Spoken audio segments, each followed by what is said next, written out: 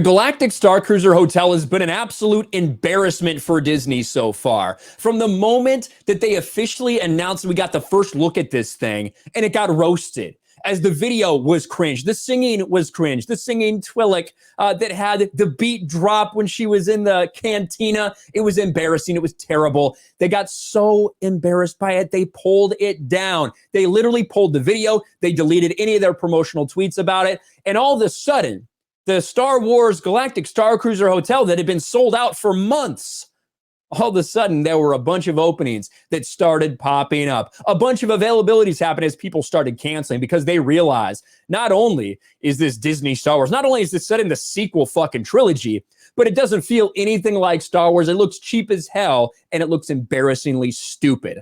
Well, now Disney has added again another promotion just a few weeks before the Galactic Starcruiser is set to open. And someone interesting makes an appearance, a member of the Lucasfilm Story Group, Matt Martin, and he says some things that I do think are interesting in this.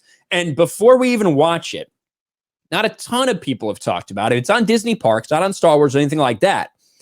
It's at 73,000 views, 1.2 thousand up to 959 downvotes. So it's not quite ratioed yet. I have a feeling it'll happen. I have a feeling that in the next couple days, that might be ratio. Just a guess, though. Let's watch and see what this promo is all about. Fucking music, goddammit. John Williams, you bastard.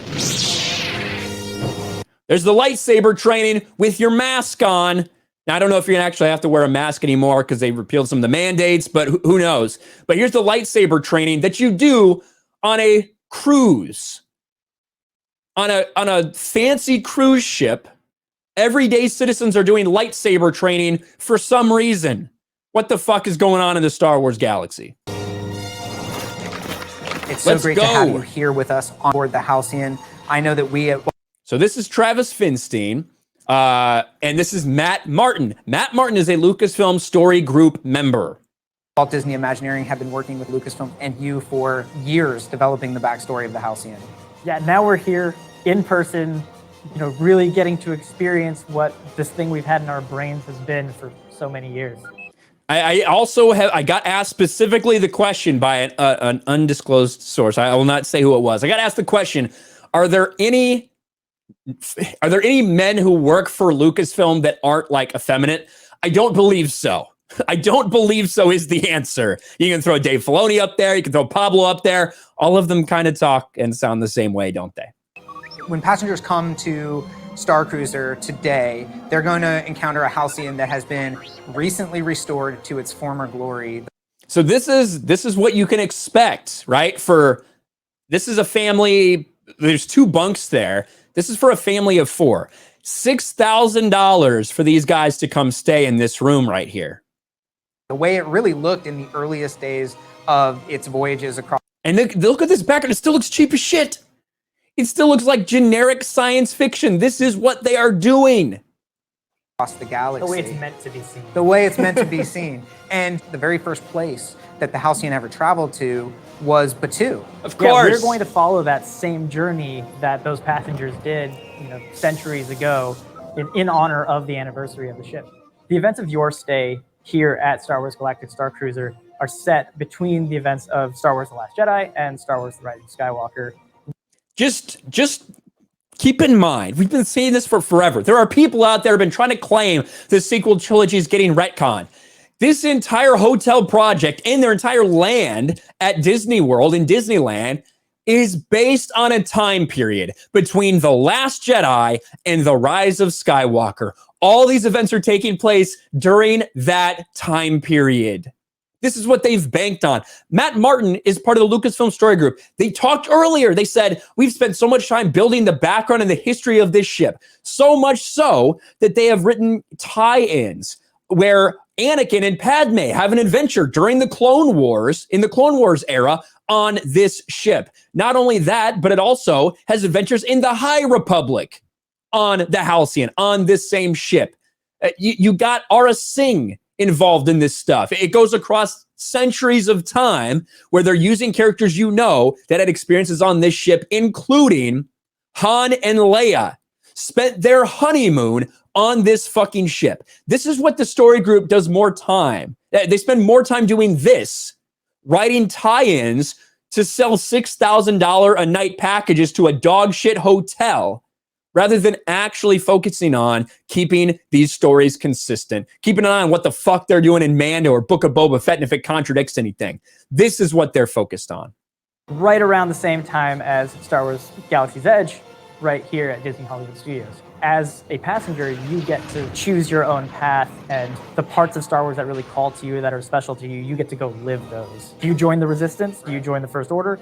Are you a scoundrel? There's a love story on board. There's everything you could possibly want. A love story on board? Ooh, that's interesting. And we'll get to see some of the characters that we know and love from the films, including Rey and Kylo, who will actually meet up again for probably the first and maybe the only time between those two films.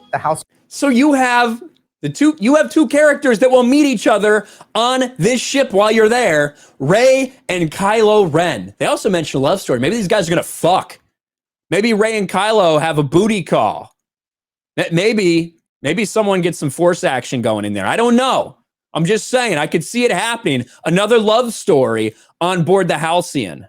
Halcyon has been involved in many different adventures, and there are many characters that we know and love from Star Wars that have had an interaction with the Halcyon.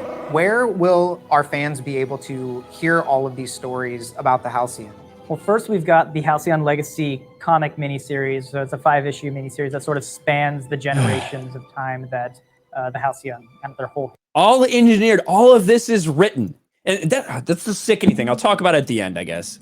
History. After that, we've got the High Republic Mission to Disaster. The Halcyon has such a rich legacy, and I'm so excited to get to tell Halcyon stories for years to come. And I'm excited that our passengers, when they step on board the Halcyon, are going to know those stories, and they're going to be able to participate in their own story and actually shape the events of the story that's happening as part of Star Wars Galactic Starcruiser.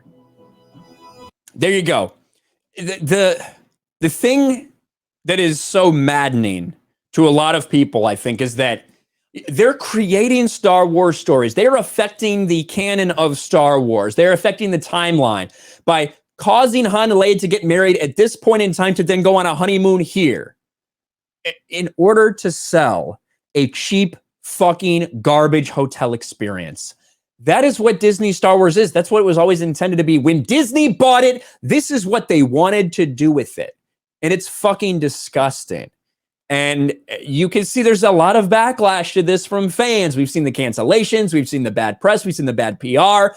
It's not looking good for them. I'm sure there's going to be people out there that see the name Star Wars. They just want to go because they have money, because they think Star Wars is cool and neat and awesome. And they'll have no idea what these people are actually doing and how they're being used.